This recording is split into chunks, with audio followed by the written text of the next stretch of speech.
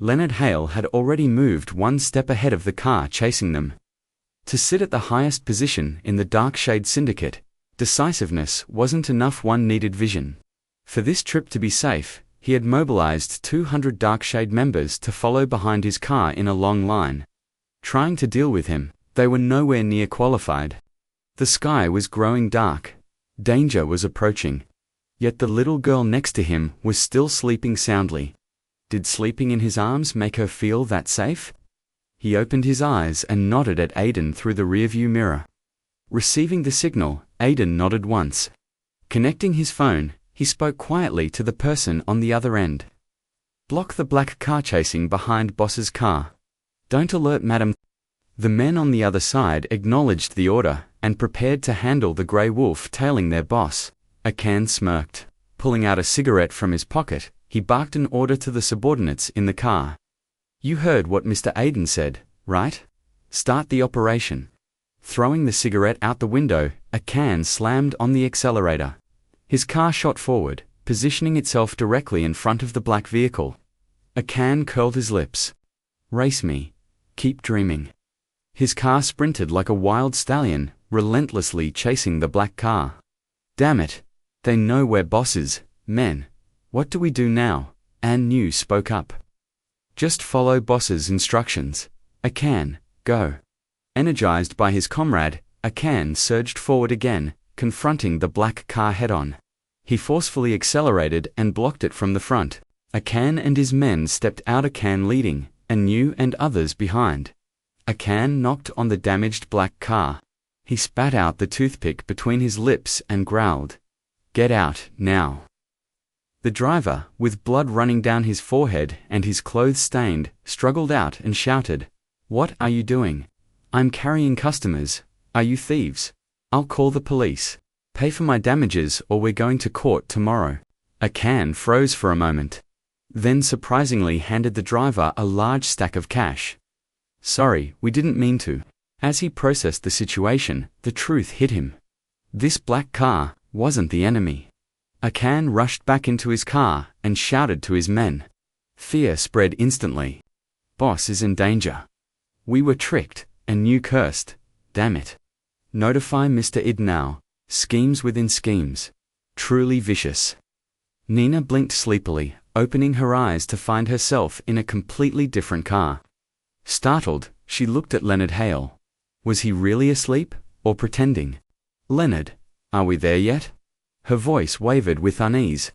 Leonard opened his eyes, pulled her into his embrace, and said in a soft, husky voice, Be good, and stay still.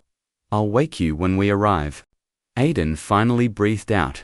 No one knew that 30 minutes earlier, he had watched Leonard Hale struggle to carry Nina into another car before speeding off in a brand new vehicle.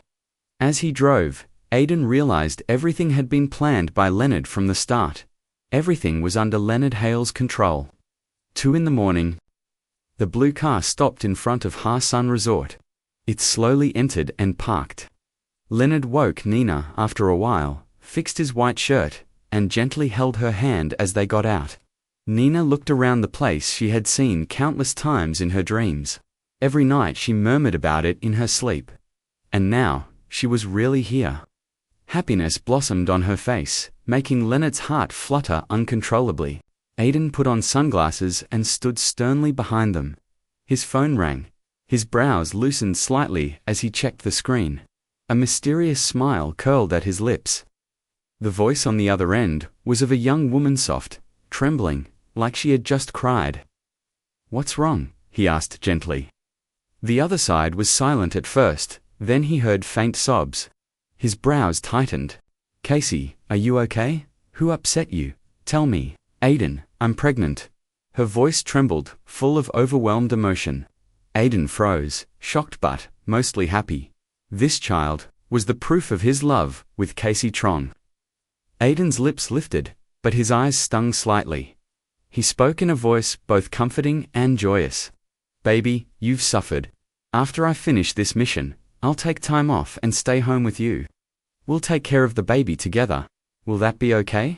Casey nodded. Before hanging up, Aiden repeatedly instructed her to rest and avoid overworking. After ending the call, he wiped his eyes and smiled for the entire day. Leonard, walking ahead, suddenly noticed Aiden standing still. He called out, "Aiden, hurry." Aiden straightened and nodded firmly. His expression reverted to its usual disciplined, distant demeanor. "Nina, today I'm giving you a special day just for climbing the mountain with me. Isn't your future husband amazing? If yes, give me a kiss." Nina's face turned red. She ran forward. "Keep dreaming, Leonard." "Ah." The little girl was blushing. Leonard waited until she walked ahead, then lightly patted Aiden's shoulder. "Don't worry, after this mission, I'll give you time off. Stay home, and take care of your wife and child." "Thank you, Mr. Hale. But when I need you, you must appear. I will always be at your service." 30 minutes earlier. "Boss, the black car tricked us," Aiden said as he sped up. "Prepare a new car. I want the enemy to feel pain." Leonard's voice was low, cold, and dangerous.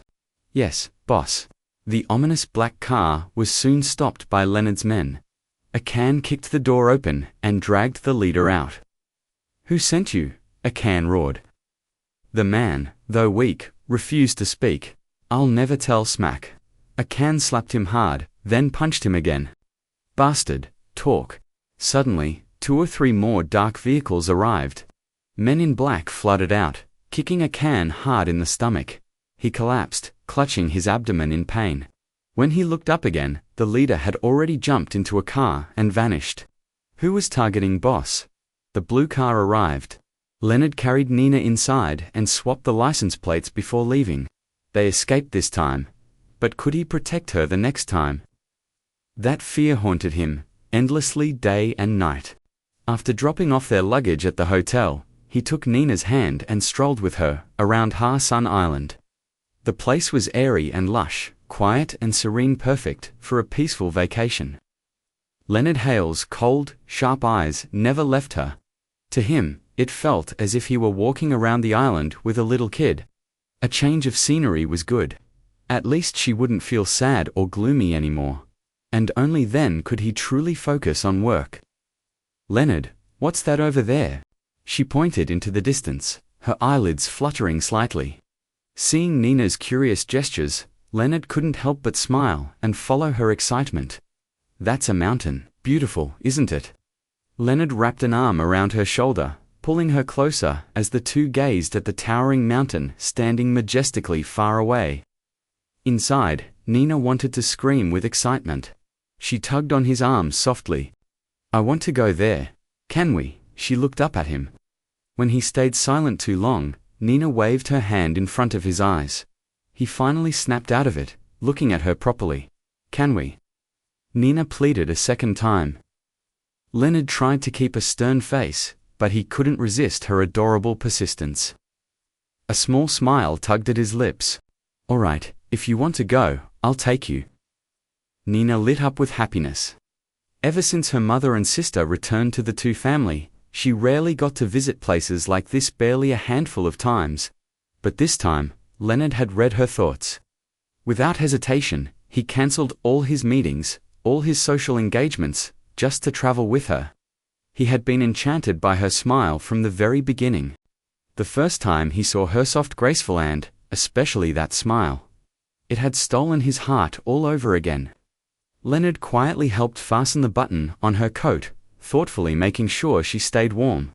She thought to herself, aside from that cold face, he's perfect. No wonder so many women like him.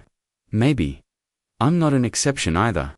Noticing her unusual expression, he smirked teasingly. "Nina, your face is red. Let me see."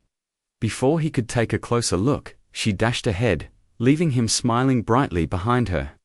Perhaps with her, he didn't need to be guarded, didn't need to be tense.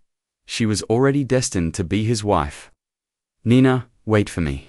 This beautiful moment fell into the eyes of someone watching from a farce, someone whose gaze brimmed with hatred. Nina happily ran forward, unaware that her actions had been silently observed by someone whose eyes now filled with pain and sadness. "Leonard Hale, are you a pig? Let me carry you, you're walking too slow." "Look, I'm already way ahead of you." His face darkened. "Pig," she called him, "a pig. He said nothing, simply obeyed as his little wife bent down, allowing his large body to lean onto her small, fragile back. "Wallenard, you're huge. I'm gonna get crushed." She laughed, yet still carried him earnestly. See, she wasn't weak at all, she was strong. "Nina, you don't feel heavy." She shook her head and grinned. "When I was in school, I went through military training. Heavy stuff doesn't scare me." Leonard chuckled wickedly. Truly a mischievous little girl. Soon, Leonard Hale will marry her. Very soon. "Here, you're sweating. Let me wipe it off." She didn't stop him. The way they lived together, and they were already growing dependent on each other. A handful of popping veins slammed against a window frame somewhere else. Warm blood trickled down, but the murderous eyes behind it stayed fixed on Leonard Hale, burning with anger and resentment. "All right, put me down, you'll get tired." Leonard whispered softly into her ear, his large hand wrapping around her from behind, warm and protective. Her small steps halted near the mountain trail. Leonard got off her back, then immediately lifted her onto his strong shoulders. Hey, what are you doing? Put me down. You carried me earlier, now it's my turn, we're even." Nina didn't know what to say. She simply let him carry her. His warmth enveloped her completely. She smiled softly as the two entered the distant mountain path together. "Leonard Hale, I want to ask you something." She had been sitting quietly on his back for a while, not causing any trouble. After thinking for some time, she spoke. "Go ahead," he replied gently, his voice soft and patient. "Why do you want to marry me?" "That." He paused. "When we walk down the aisle together, I'll tell you myself." As he walked and talked, his focus slipped. Leonard's foot slipped, then both he and Nina tumbled down the slope of the mountain. His brows tightened. His strong hand clutched her tightly. Once again, the two of them were facing danger together.